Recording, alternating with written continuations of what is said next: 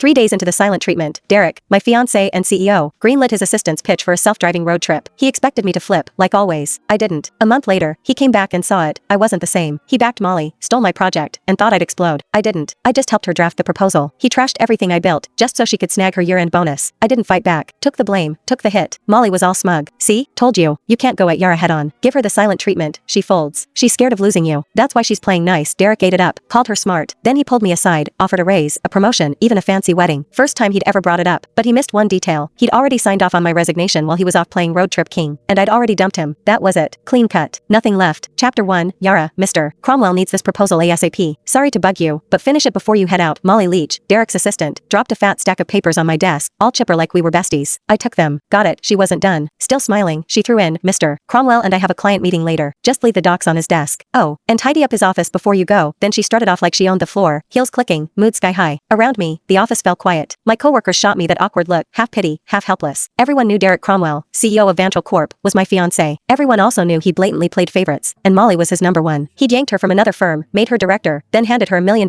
project I'd busted 2 months bringing in and prepping. When I pushed back, he called a team vote, thinking everyone would back him. Wrong. The whole team voted for me, except him. Molly got 1 vote. His. He lost it. Accused me of stirring up cliques. Didn't just take the project away. He demoted me in front of everyone and slashed the salaries of the people who'd backed me. Nobody dared speak up. Later, he apologized. Said didn't want it to look like favoritism. Claimed Molly might feel left out. I used to believe that crap. Now, it's a joke. Molly couldn't even keep up with our interns. Didn't want it to look like favoritism? Please. He was straight up playing favorites. Everyone saw it but him. I heard footsteps upstairs and looked up. Derek. He showed up at the stairwell, glanced my way, then walked out without saying a word, changed into some casual suit. Even from here, I caught that cedar cologne. He never used to wear cologne. That one? Molly's gift. Yeah, he knew exactly what he was doing. He'd been pulling this kind of stuff for years. It started after I found their goodnight texts. Couldn't stay quiet. I confronted him. Chapter 2. Derek said I was being petty. Then, like it proved some point, he used it as an excuse to make it official and moved Molly to work directly under him. The more upset I got, the harder he leaned in, dragging her to every social event, serving her food, even wiping her mouth at company dinners. When we fought, he'd ice me out. When I apologized, he'd round up his buddies to lecture me like I was some jealous mess. For a while, I actually blamed myself. Thought maybe I wasn't generous enough. Thought maybe that's why we ended up here. But on day 3 of one of his silent treatments, when I was too sick to even sit up and he still packed his bags for a trip with Molly, I gave up. That's when it hit me. He wasn't trying to be noble. He just used my pettiness as a shield so he could keep doing what he wanted without feeling guilty. Even if I hadn't caught those late night chats, he would have just found another excuse to be with her. After their latest business trip, they were still grabbing dinner, drinks, playing tennis, same routine. But something between them had changed. I could feel it. Not that it mattered. 5 years together, and it was done. This whole mess had dragged on long enough. I was the last one in the office, finishing up the proposal. Checked my phone. Molly had been busy posting. Campbell at dinner at some fancy spot. 2 plates of steak. Derek, all polished and perfect, cutting hers for her. Caption, steak cut by the CEO himself. It has to taste better. The comments were full of heart emojis and fangirling. A few clueless people even asked when the wedding was.